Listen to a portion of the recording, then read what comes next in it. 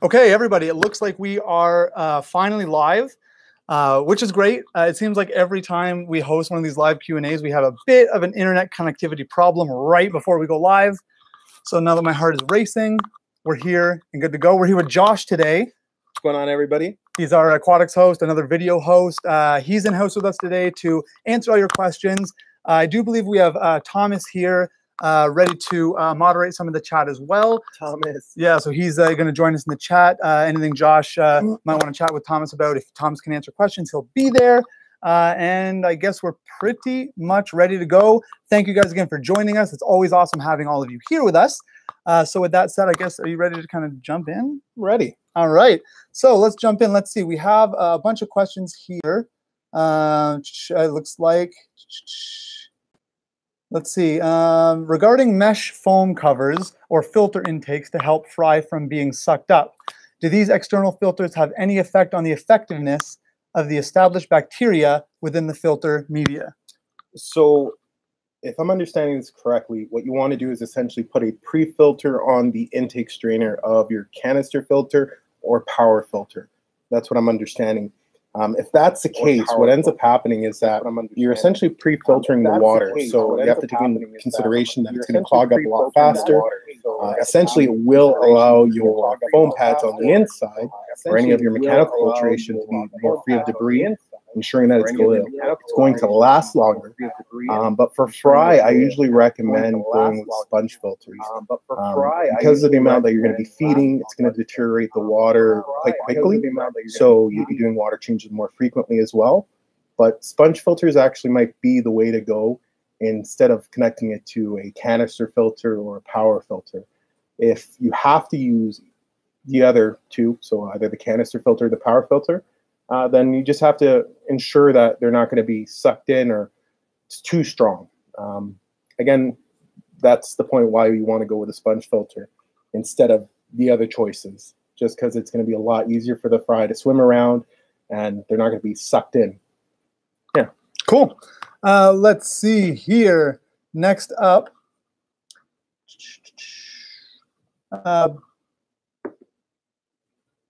My rainbow fish fins are bleeding. Help.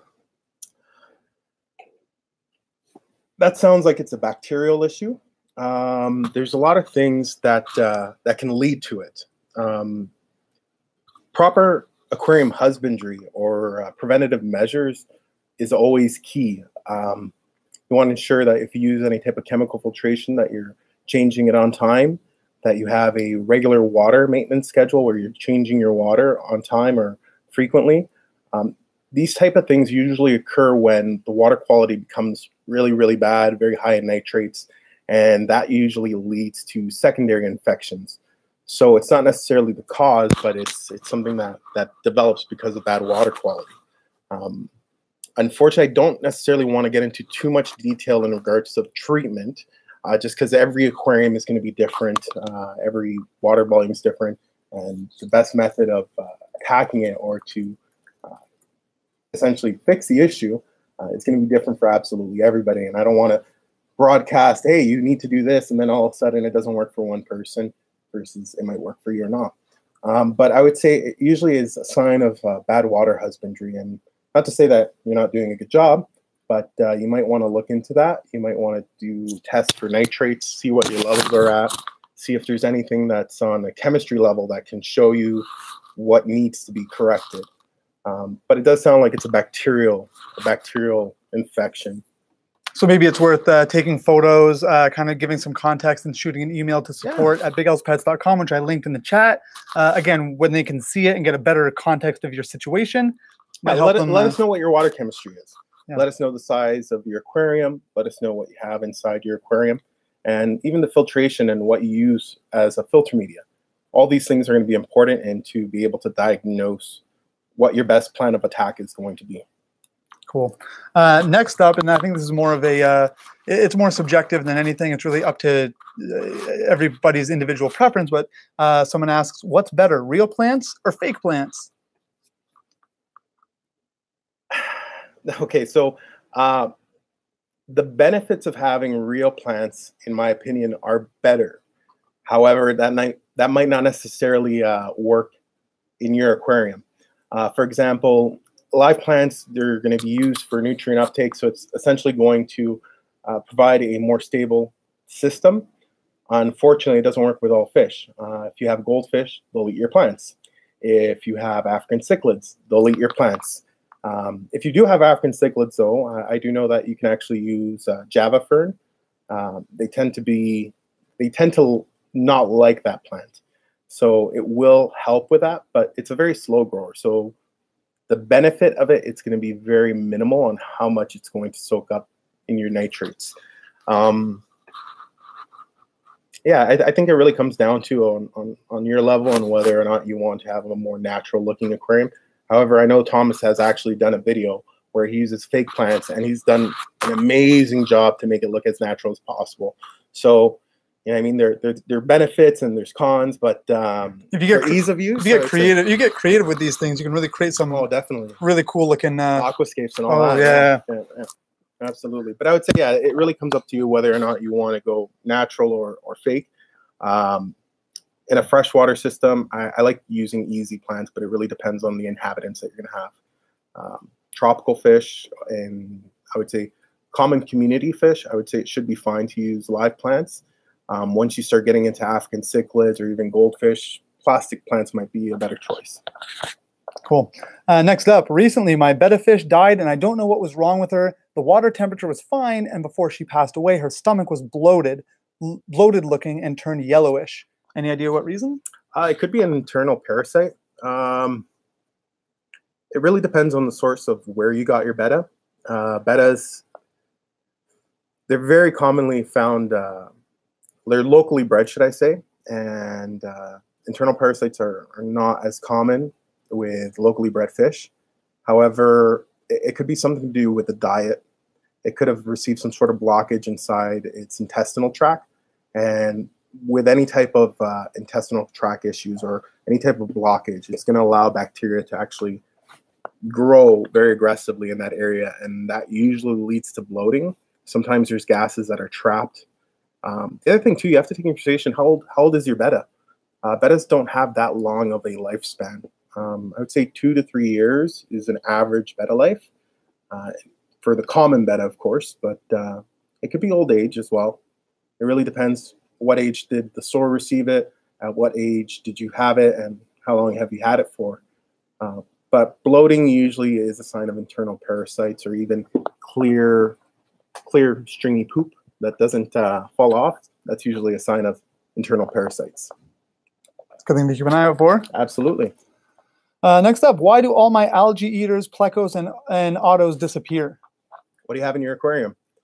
I think that's probably the key thing we would need to know before trying to figure out why they disappear. I do know that a lot of plecos and autocats, they tend to be a lot of they're shyer fish. They're more nocturnal, more active at night. So maybe during the day you're not seeing them and then they're popping out. But I would say first find out what's in your aquarium, and then after we could see if there's a reason why they're disappearing or they just might be hiding. I have a 55-gallon tank with 6 neon tetras, 4 platies, 1 BN pleco, and 3 cories. Can I add 6 glow light tetras? Yeah, absolutely. In regards to the amount of space that you have, I would say that should be fine, as long as you have good filtration, which I'm presuming that you do. But in regards to the size of fish that you're trying to throw in there, it shouldn't be an issue at all. Awesome. Got some bacteria enhancers, put Chem Matrix in my filter, and have let it go for about a week now. How much longer should I wait to put fish in? What I would actually recommend doing is to actually start adding in fish food, because it doesn't matter how much bacteria you actually throw in your aquarium. If there's no food source, the bacteria will die. So the key thing is when you're adding any type of biological additive or any bacterial additive is you need to provide a food source for the bacteria. So throwing in fish food or even a small piece of shrimp, market shrimp, or even frozen food will allow it to essentially decompose and provide a food source for your bacteria. Then you want to follow that up with testing your water specifically for ammonia, nitrite, and nitrate. And you want to follow it along just to see when your ammonia spikes all of a sudden it's going to drop. As soon as that drops, your nitrite starts to spike, and then that drops, and then you start showing a presence of nitrate. So it's important to add the biological additive, but you have to provide it a food source. If not, you could throw bacteria all day and it's going to die. Next up, I bought a 30 cube. What's the best filter to keep proper circulation and detritus debris movement to the filter I take? Filter intake. I would say you might be better off with just ensuring that the filter that you choose for your system is going to be able to handle that size of aquarium. But in regards to ensuring that your detritus goes through the filter, you might want to consider adding a power head. Power heads are great because they're going to add extra circulation. And depending on the filter, you have to remember, like if you have a hang on the back filter, the way the water spreads and cascades into the system, it might actually, you'll start noticing that there's certain areas of the aquarium or the considered dead zones or where detritus starts to accumulate. So adding a power head there will ensure that your filter works more efficiently, more effectively by pulling in more detritus from the system.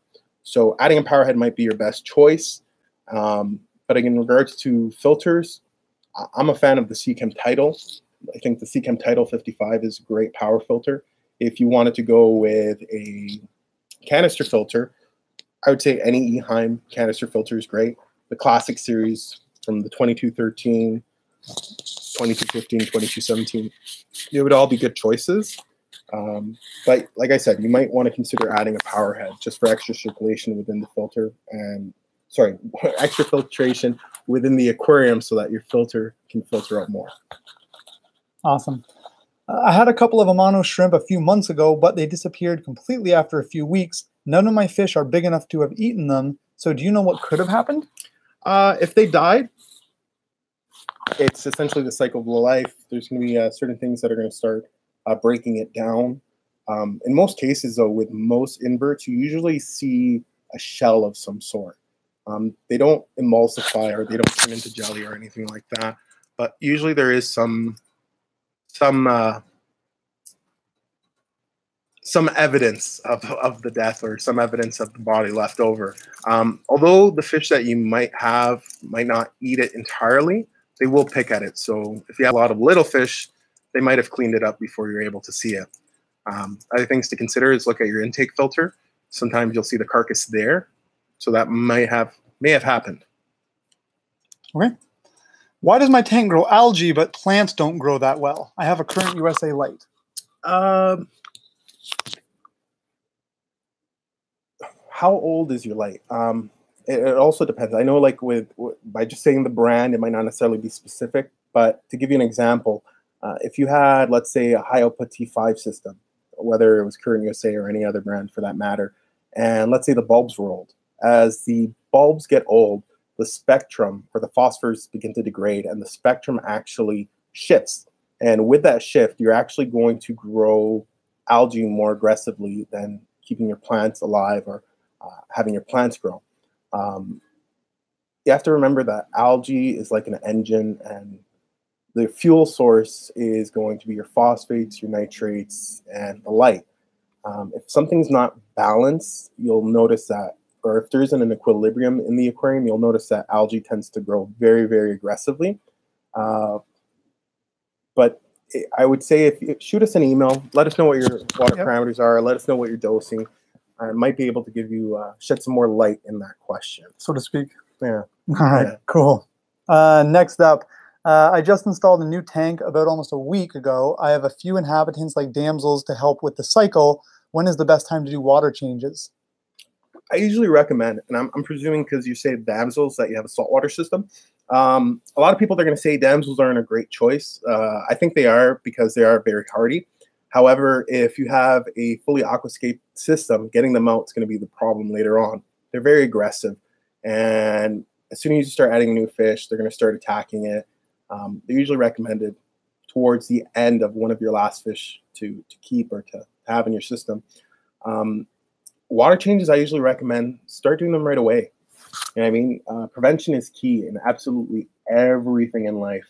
You know, if you do your water changes now, you're not going to allow levels of nitrates or certain byproduct levels to get out of control. So by doing, whether it's weekly water changes or bi-weekly water changes, I think starting them right off the hop, it's a good idea, especially if your tank's technically already cycled and you've already added fish. You want to get into the rhythm of doing your water changes frequently or on a schedule. You know what I mean? If you go to church on every Sunday, make sure you do your water change every Saturday. Legit. Next up, I can't stop my betta from biting his tail. My tank is established with weekly water changes and water testing. It's planted with hiding places. It grows back and he bites it off again. This is quite common, especially with like the crown tails or the ones that with the crown tail bettas or other bettas that have very long finnage. What you might want to consider, I do know that ZoomEd carries a product which they call it the Betamare, if I'm not mistaken. It's essentially, it takes away from them attacking their own fins and focuses it by attacking the mirror. I wouldn't constantly have it there 24/7, but throw it in every other day. And I think that might help with your betta not attacking its own fins. But unfortunately, with bettas, that is quite common. Okay. I have green terror fry. How can I care for them? Just ensuring that you're feeding them. Feed them baby brine shrimp, crushed up flake.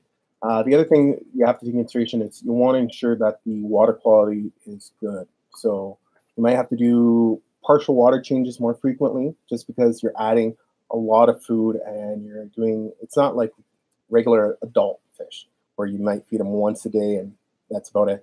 With fry, you're going to feed them smaller amounts but more frequently. Plus you have to take into consideration that they have very, very, very, very tiny stomachs.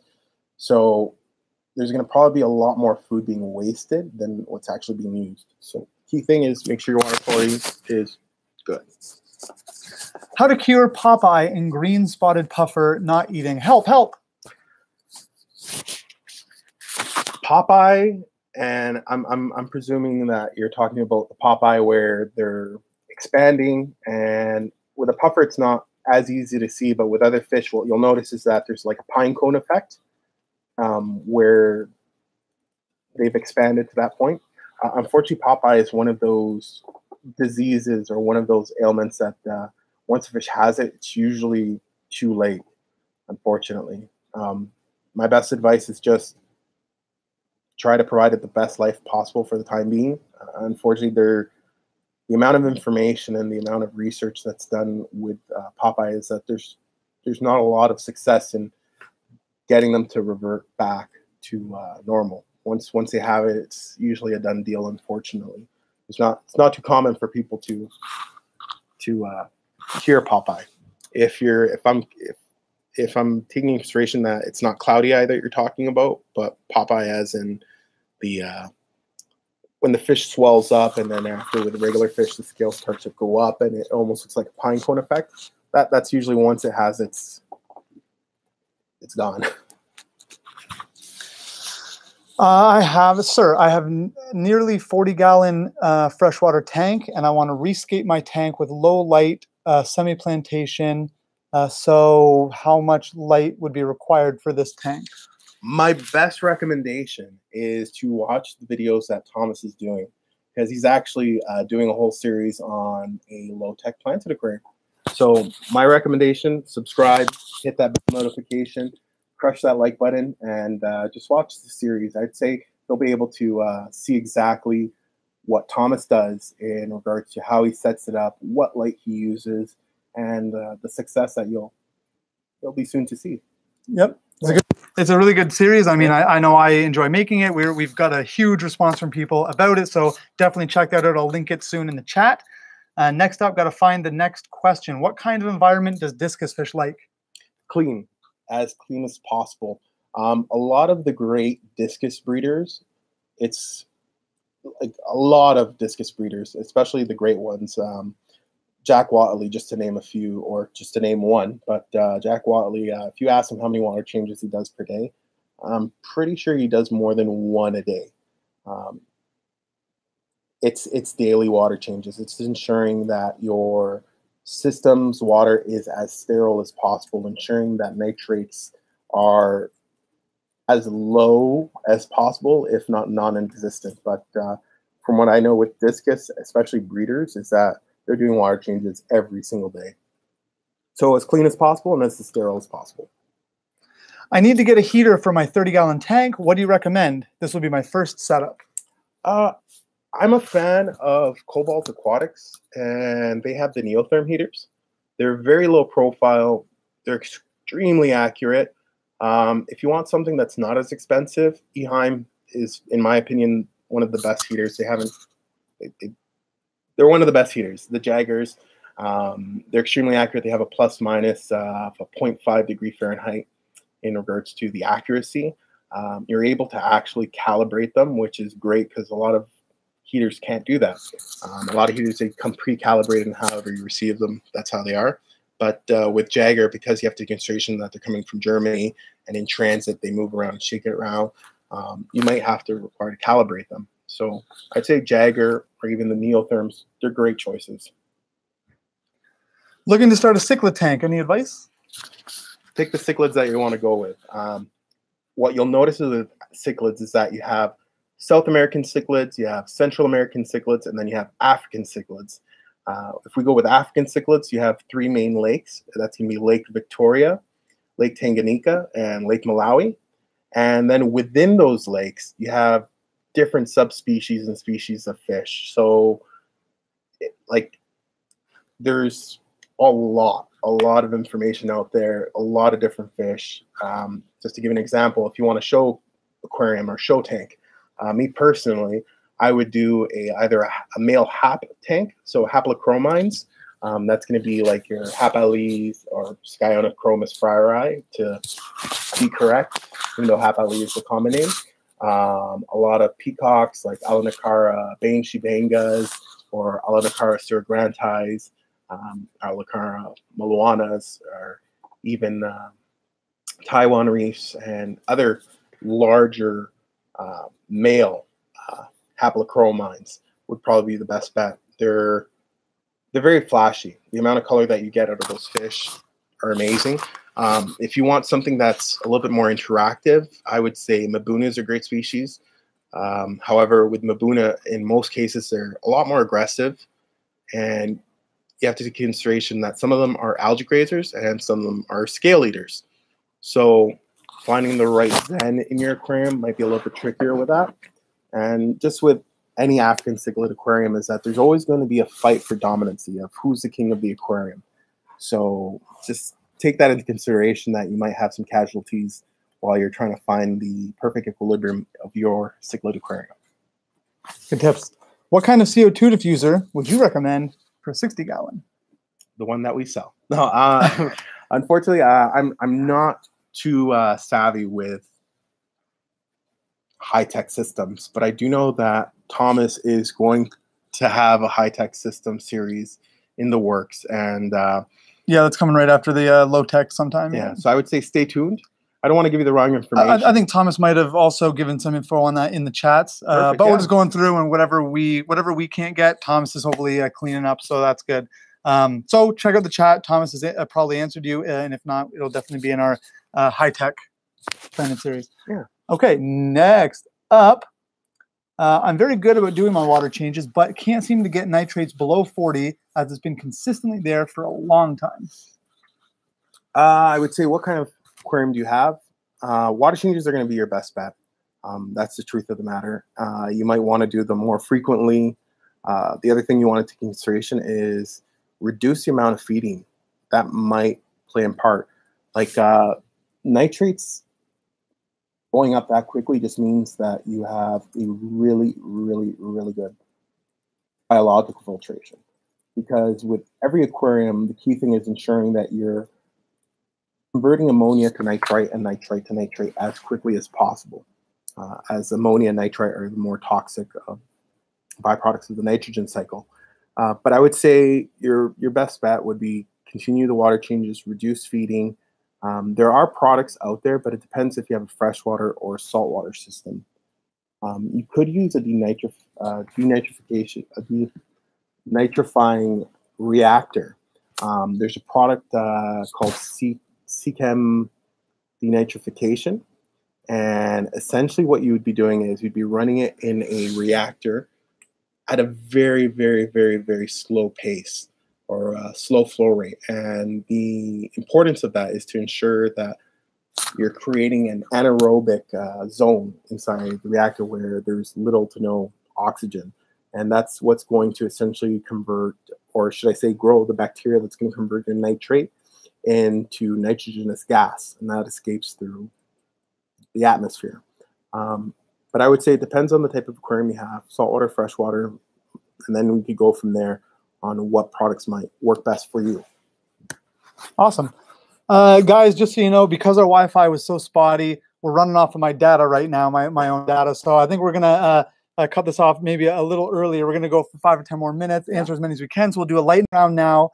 Lightning round. And again, we have Thomas in the chat answering a bunch of questions too. So hopefully we'll get to everyone's questions before we have to call it a day. But remember, we do this every single week. So we'll be back in again next week for the full hour. That said, next up, can you tell me whether I should make an airtight roof in my aquarium or not? No. You have to remember that you need gas exchange.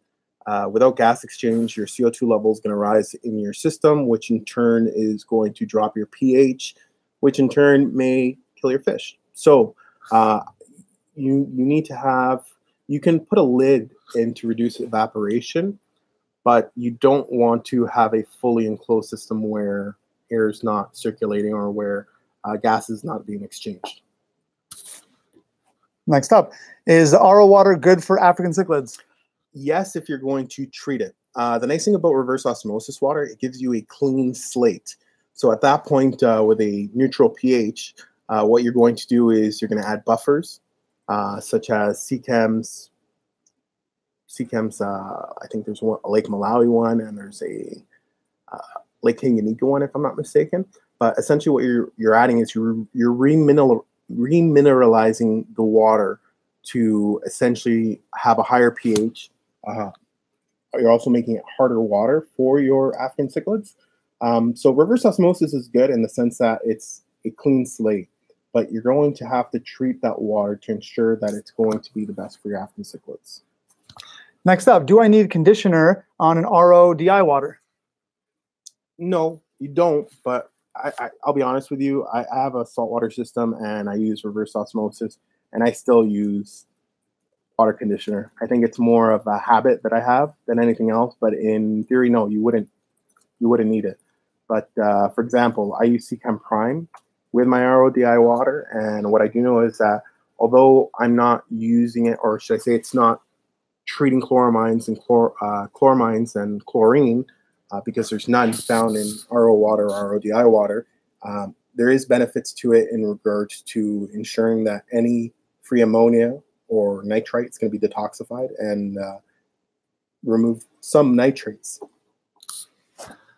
Good. Yeah. Is there an eel that can comfortably fit in a 30-gallon? Freshwater, saltwater. Oh, for freshwater. Yeah, sorry, he clarified after. I don't know offhand. I know that there are a few, but I do believe that they do get larger. I know that there's freshwater snowflake eel. There's the tire track eels. I really don't know. I don't want to give you the wrong information, but if you shoot us a message or shoot us an email, I'd be more than happy to look into that and get you an answer. Cool. On my CO2 planted tank, when I add more light, my water turns green. Why does that happen? I have a Beamworks, and as soon as I turn on my Fluval 2.0, it turns green in 3 days. I think you might be going through green water. Green water is essentially a free-floating algae. It's not attaching itself to anything. In most cases, it could be something that's in the water source. I have seen that happen quite a few times. You might want to consider using a UV sterilizer, because that's going to clear up the green water within 24 hours. Again, green water, it's free-floating algae. There's nothing wrong with it. It's just aesthetically unpleasing having a tank, green. But a UV sterilizer would take care of that within 24 hours. Now, in regards to why, I think it has something to do with something in your water source. Most likely, it could be your phosphates might be really high. That might be something that to look into, do a test, see what your water chemistry shows. Awesome. My 99% guppy fries are all female. Does temperature play any role in this? Should I increase the temperature to get more males? I really don't know. I honestly don't know. I don't want to give you the wrong information. I do know that with certain reptile species, temperature plays a huge role on whether or not you're going to get males or females. I really don't know whether that is something that plays in part with fish, but Thomas might know. I don't know if you can drop something on the chat. If not, it's something that we can look into and get you an answer. But it says it does. Temp does affect guppies. Look at that, Thomas, with the answer. It does affect it. So that's why we're here, working as a team, guys. Teamwork makes the dream work. That's right. Okay, we're gonna try one or two more once I find one. White fuzzy looking stuff on driftwood. What is it? I'm pretty sure Thomas actually answered that the last live Q&A. But I know, I don't know what it is, but I know that it's quite common. I don't want to give you the wrong information. Thomas, drop it in the chat, buddy. Drop it in the chat. Out. Okay, I keep several true zebra plecos in a biotope Rio Zingu tank. I've noticed some recent spawning activity. How much are these in demand in a retail setting? You know what? This is the thing. I know that zebra plecos are going to be extremely high in demand. They're currently actually making a dam in the Rio Zingu in Brazil, and that is going to have a terrible effect in regards to the natural spawning and the availability. The price is just going to go up. So to be honest with you, if you got a spawning pair or if you have a little colony going on, I highly recommend to keep it going. To give you an actual dollar amount, I can't do that because the market here in Canada is going to be different to the market from wherever you are.